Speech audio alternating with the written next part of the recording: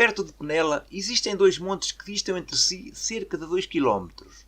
São os montes Melo a norte e Jerumelo a sul. Num desses montes, o Monte Melo, existe um castelo que foi erguido por Dom Afonso Henriques em 1142 e que se encontra quase todo destruído.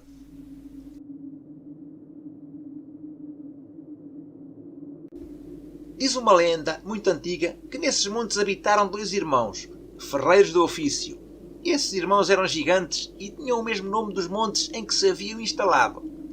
Cada um em seu monte e com a sua forja exercia a sua profissão, mas, segundo a lenda, não possuíam mais do que um martelo e dele se serviam alternadamente. Quando o Jerumelo precisava do martelo, chegava à porta da forja e gritava ao Melo para este lhe o atirar, e vice-versa. Isto repetia-se todas as vezes que trabalhavam. Só a força de gigantes podia arremessar o martelo a tão grande distância. Ora, aconteceu que um dia o Jerumelo se zangou com o irmão e, quando este lhe pediu o martelo, arremessou-lhe com tamanha violência e mau humor que ele se desencabou no ar. A massa de ferro foi cair no sopé do Monte Melo e logo ali rebentou uma fonte de água férrea, a fonte de Ferratosa. Quanto ao cabo, que era de madeira de zambujo, precipitou-se mais longe, enraizou e deu origem a um bosque de zambujeiros, onde posteriormente se veio a formar uma aldeia que tem hoje o nome de Zambujal. É verdade que esta lenda é muito conhecida, assim como o monte onde habitou o irmão Melo e onde se encontra o castelo e também o que dizem ser as ruínas da forja do ferreiro gigante. Mas a verdade também é que sobre o monte Jerumelo pouco ou nada se sabe. Desse monte apenas se encontram na internet fotografias captadas muito ao longe, o que pode querer dizer que a lenda não faz despertar o interesse pelas pesquisas no local, ou talvez esse desinteresse se deva às dificuldades do percurso para chegar ao cimo do monte. Movido pela curiosidade de saber exatamente como é o Monte Jerumelo e o que possa existir no cume, decidi partir à aventura e fazer a escalada do monte.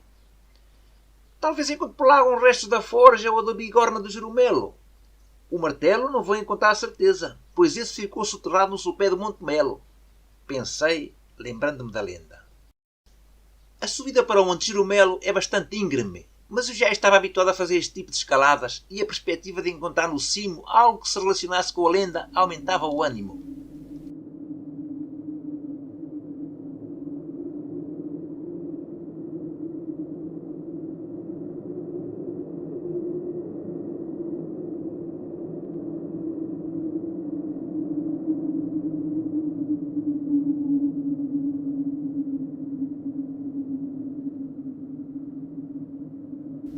Quando cheguei ao cimo do monte, verifiquei com alguma desilusão que, exceto num marco geodésico, não existe mais nada que indicie ter havido por ali alguma atividade humana.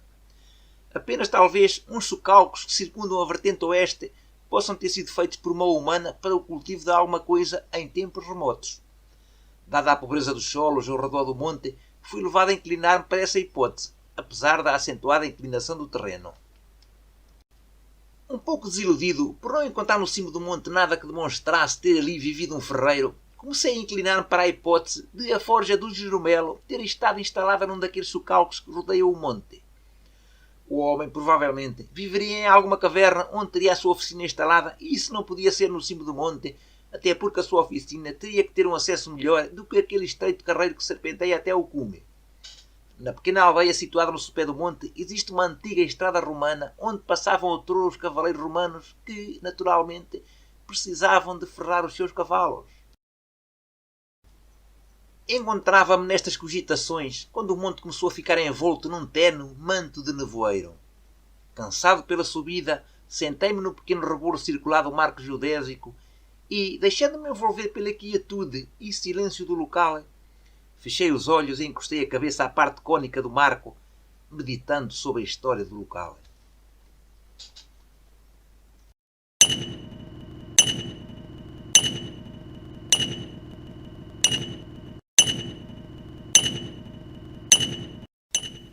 De repente estremeci. Pareceu-me ouvir, vindo das entranhas da terra, o som de um maço a bater em ferro. Pensando que era uma ilusão, ou que talvez se tratasse do chocalho de alguma ovelha tresmalhada que andasse a vaguear nas proximidades, recostei-me novamente para retemperar as forças para a descida do monte. Passados alguns minutos, fiquei novamente alerta, pois, vinda das nuvens, escutei uma voz que gritava: Jeromelo! Jeromelo! Atira para cá o malho! Jeromelo! Então, a terra estremeceu e, vindo das entranhas do monte, ouvi o vozeirão do Jeromelo. Já vai, mano! Já vai! Espera só um pouco!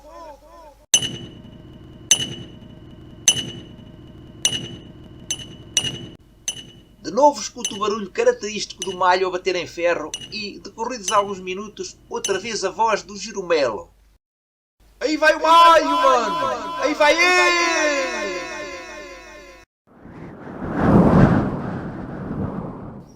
Nesse momento, senti uma ligeira brisa agitando o monte e de seguida escutei um silvo rasgando os ares e outra vez a voz do gigante Melo, trazida pelo nevoeiro. Obrigado, Jeromelo! Quando precisares dele, avisa para cá! O silêncio voltou a reinar naquelas paragens e então abri os olhos e vi que o nevoeiro já tinha desaparecido, restando apenas algumas brumas envolvendo e parecendo tornar ainda mais misterioso o castelo no outro monte.